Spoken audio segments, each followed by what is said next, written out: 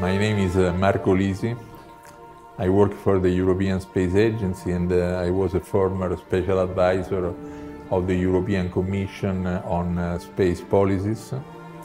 And presently I'm also advising the European GNSS agency, also called as, known as GSA in Prague.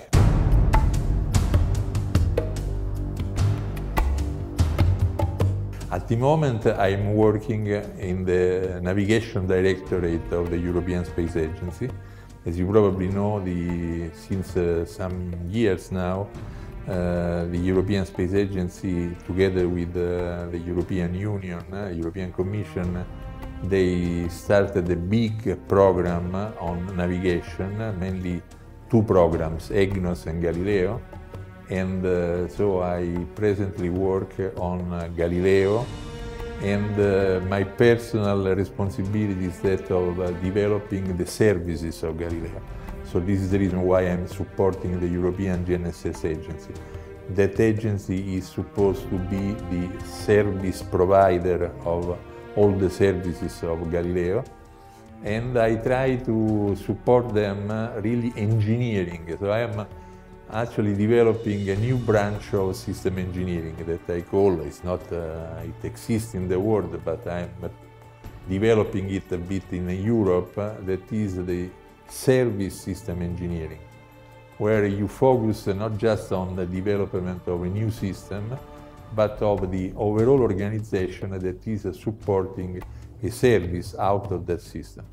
So I go a bit beyond, let's say, the bare technical level to look at problems that are in between technology and sociology, and taking care of the human aspects of technology. How is the technology seen, used, perceived?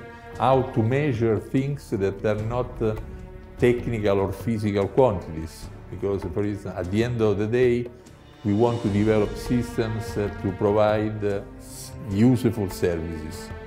And we have users. Our real counterpart are the users, the final users. But how to measure, for instance, the satisfaction of a user? How to improve with an engineering approach the performance that the system provides to users? These are things that are somehow difficult, because we, as engineers, we are very clever in measuring kilograms, masses, or voltages, but when we have to measure something like the quality of a service, then we get into troubles. This is a general problem that will be more and more evident in our society. How to link the engineering world with the, if you want, social and economic world, and feed them together.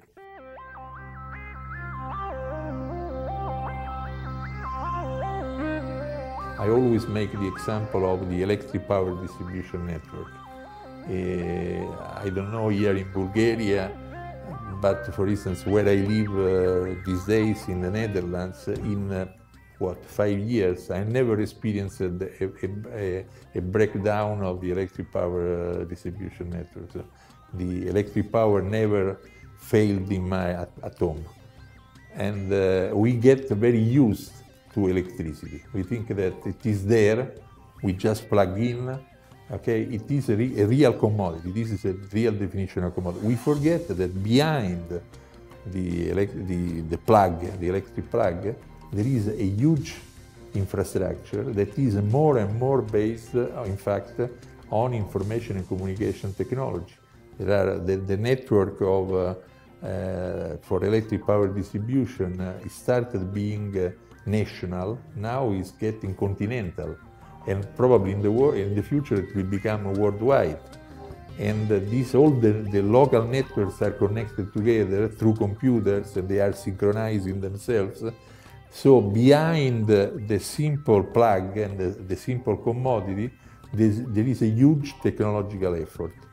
And in fact, this is the characteristic of the big, very advanced, technologically advanced service systems, what I call them service systems, because they are systems meant to provide a direct service to users. The more they are advanced technologically, the more transparent they are to users. Users forget about them. So this has to be a change in perspective.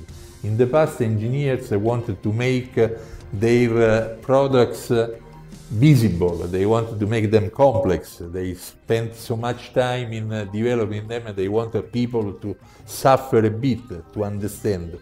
And we have to be, in the future, instead, to become such a good engineers that we make people forget about what they have done. And this is the perfection. The engineering perfection is when people forget about you and they just use your technology. So this is my personal view. And what this I'm trying to translate this vision of mine, in particular on in the Galileo field, in supporting the development of the services at the European GNSS agency. So I'm trying to conceive an organization that is more and more aiming at a service system that is so good that people will use it forgetting about it. This is the future of technology in my personal opinion.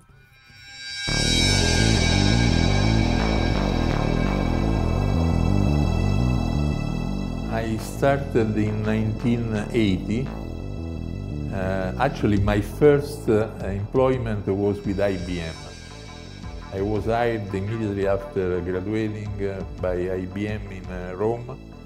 I graduated in Rome. I got my doctorate degree in Rome, and they hired me.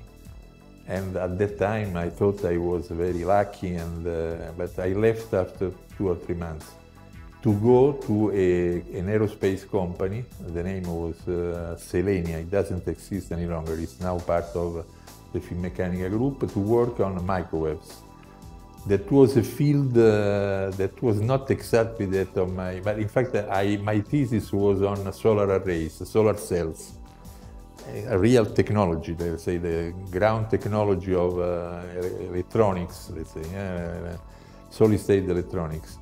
Then IBM was a completely different field, I mean, of course, computers, etc. And then I moved back to something closer to physics and electronics, that was microwaves. And I started working there, and just by chance, I got involved in some projects for the European Space Agency. So it's really like, you know, the story of Charlie Brown. You know? There are some engineers from the European Space Agency saw what I was doing, and they found it interesting. In fact, out of one of the work, we got even a patent. It was my first patent at that time. And then they said, would you like to come? At that time, I was dreaming about going to the United States. They offered me to go to Holland. I said, okay, why not to go? And I went to Holland. So that was the beginning. Very soon I started working, let's say, almost from the beginning in matters related to space. Developments of microwave components, filters, antennas, beamforming networks that eventually were used in space applications.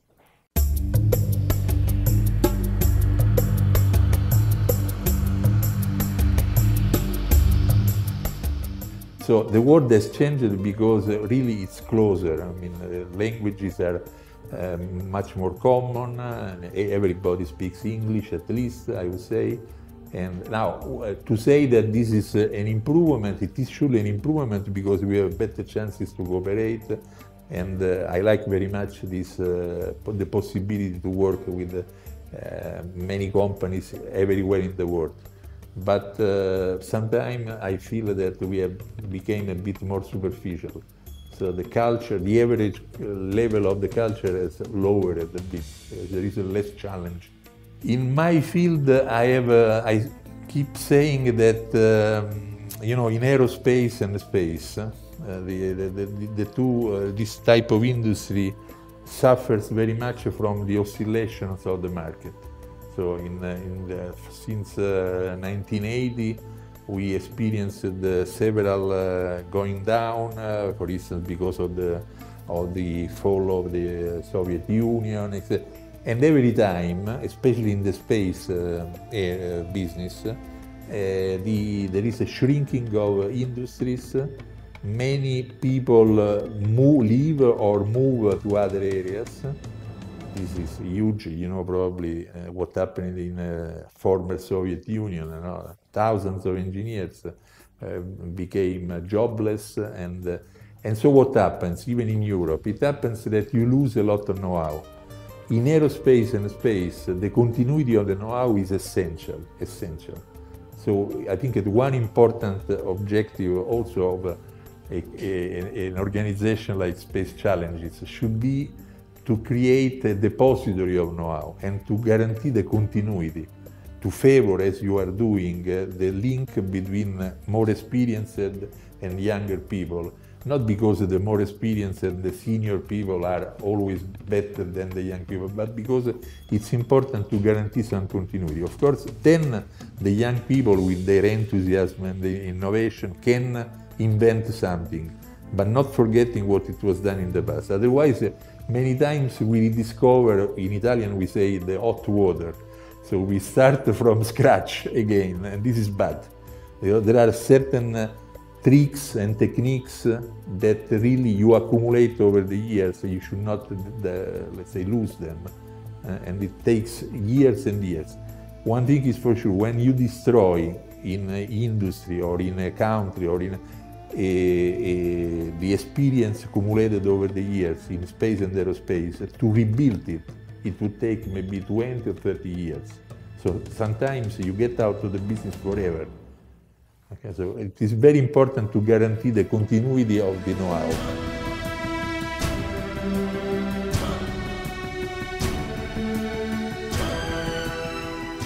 I am fascinated in general about knowledge and technology, let's say, associated to technology. But what I have been, also because of my background, that is in fact classical, because I made the classical studies, I studied Latin, Old Greek at school.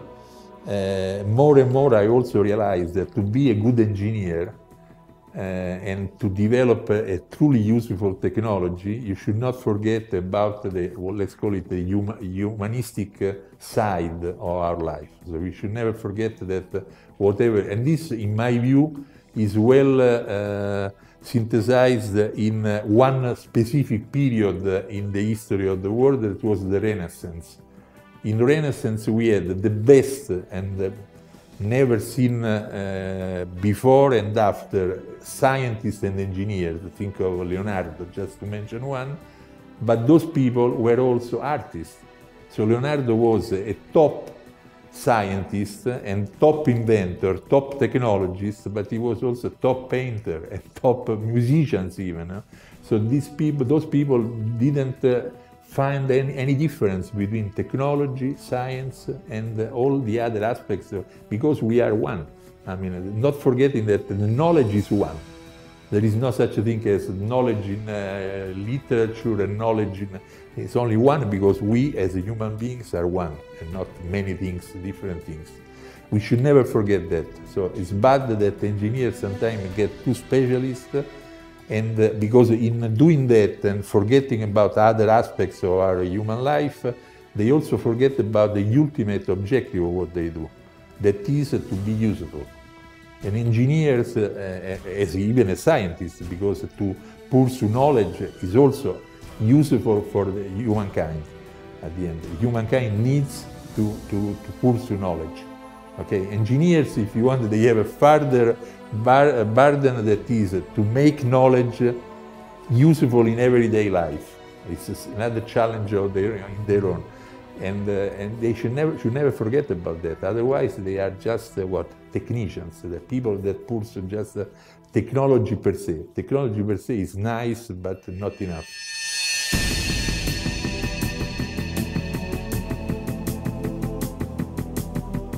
I think, again, the future always, in all fields of technology, and specifically in global navigation systems, ask for more and more integration, because our world gets more and more integrated. And the sophistication of our society asks for integration. We have today whatever we use in our technology is in fact the result of an integration. We have our smartphone, is the integration of the computer technology, the communication technology, the radio frequency technology. So, now you get through your smartphone applications never thought before, like you can get pictures from Google Earth about the situation everywhere in the world. So the future asks to get close to the final users, to the people. Technology needs a further integration. So the future I see in global navigation satellite systems that it has to get more and more integrated, for instance, with telecommunications, with Earth observation, because at the end, the final application for the user, to speak in terms of apps, let's say, is the one that gives him answers. It doesn't need the position, or it doesn't need, you don't need to know your latitude and longitude. You need to go safely from here, for instance, to the airport. But to go safely to here from the airport, you don't need only the directions, but you need to know, for instance, what is the traffic, if your airplane is late or not. If it is late, you can relax, maybe you take the bus and you leave your car at home. So this is the true, let's say, evolution of technology. That technology takes care of you, merging together many other type of information and data.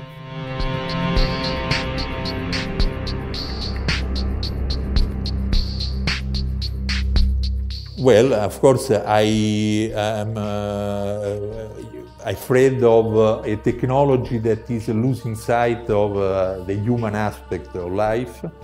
I am very worried about being superficial in technology. In other words, to develop spots of technology that do not merge one with the other. So the risk is that we reach top level of sophistication, but then we are not able to put things together. And this is also very bad. Or another big risk in the future is that of forgetting about the use of our hands. At the end, we have to experiment. Okay, the big lesson from people like Galileo is that you should never, let's say, it's not only theory, but it's also experiment. And from theory and experiment together, you go on. And some people now, for instance, what I really find very dangerous, that people use simulation, abuse of simulations, where they think that simulation is the reality. Simulation is not the reality. It's a way, a tool to understand and to develop something about the reality. But at the end of the day, you really have to do things. And what you do proves whether your theory is correct or not, your simulation was usable or not. Simulation per se doesn't change the world. Okay? So this is important. So I'm a bit afraid that people do lose the fascination of realizing things.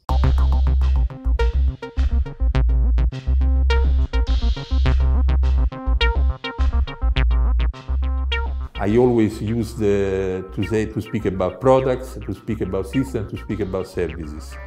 Now, products are the individual piece of hardware, software that you might develop. You put them together, you might have a nice system, but still it is more of on the technical, technological side. It's only when this system is supported by an organization, by a vision, and maybe speaks with other systems, that you really solve the problem and then you provide the service. Okay?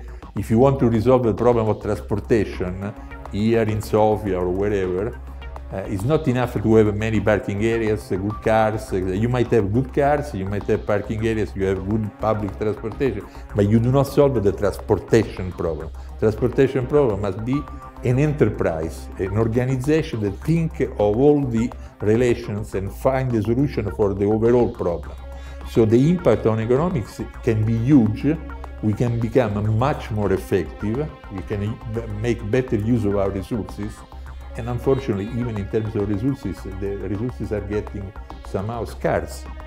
So we have to be very careful. So we have to be smart and effective to resolve the economical and social problems of the future.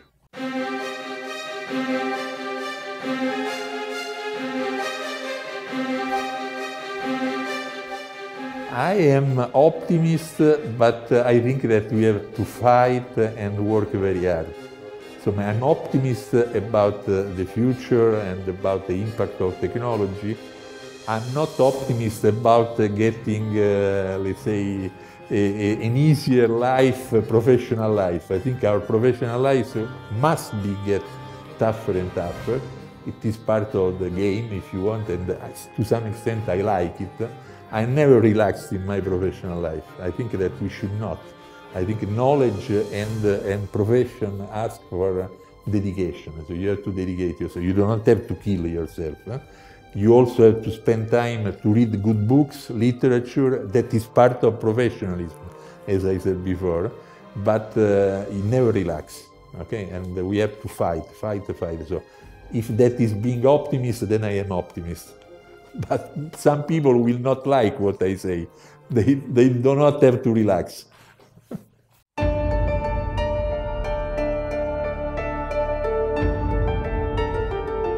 Very little. I think that I was just thinking about coming here to Bulgaria. I was reading something and also thinking. For instance, I was thinking that we are from Rome. We are very close, in fact. We are closer, Sofia is closer to Rome than what Rome is close to Amsterdam.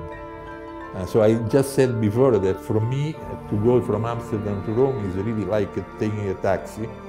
And so then again, it's a challenge, but should realize quickly that we have to favor the merging of cultures. By the way, we have, and this I knew and I studied a bit before coming, we have a lot of history in common from the old times of Romans, etc.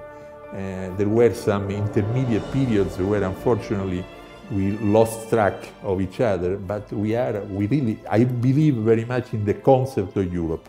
Not very much the Europe we have today. I think that we should improve it a lot, but the concept of Europe as a common heritage in culture and past history is there, and we are really around the corner.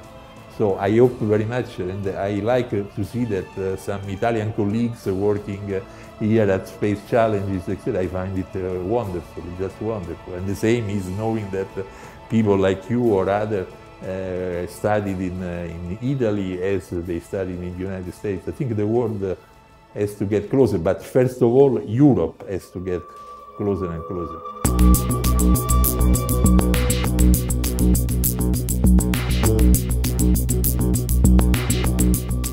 I think innovation is more a matter of mental attitude. I don't think it is, and I do not think that if you also look at the good examples of areas where in fact there is a lot of innovation, think of Silicon Valley. I worked myself for many years in the Silicon Valley. I found that there is no specific reason why that area was so innovative. It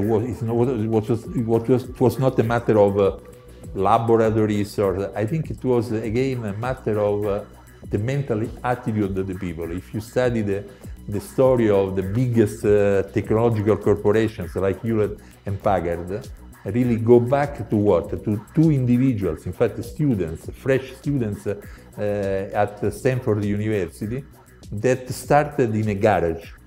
You know, you go to Palo Alto, there is still the garage of Hewlett Packard.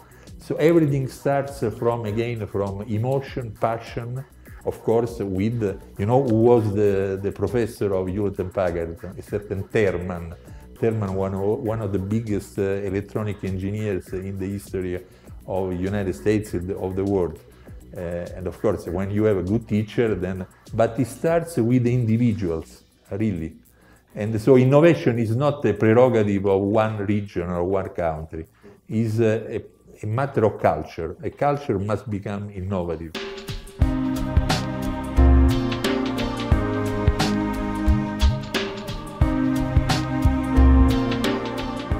I would suggest that they are very open-minded, ready to work very hard, because the world is becoming more and more competitive. To be open to Europe, in general to the world, in the sense ready to move, but not necessarily to leave Bulgaria. I think they can move to to get the information and education, but then hopefully getting back, why not? Whatever they like, let's say, they'll find their way in this world, but without excluding remaining in Bulgaria, but very open-minded. It's important to be open-minded, to feel somehow really citizens of Europe first and somehow also citizens of the world. And with this vision, also to keep their mind open to all aspects of life, not just being a technician. I mean, again, learning how to become professional, keeping their mind open, ready to work hard. Okay, I think it's enough. It should be enough. It's not an easy life, but can be interesting. I think I found it interesting so far, so I hope that it will be interesting also for them.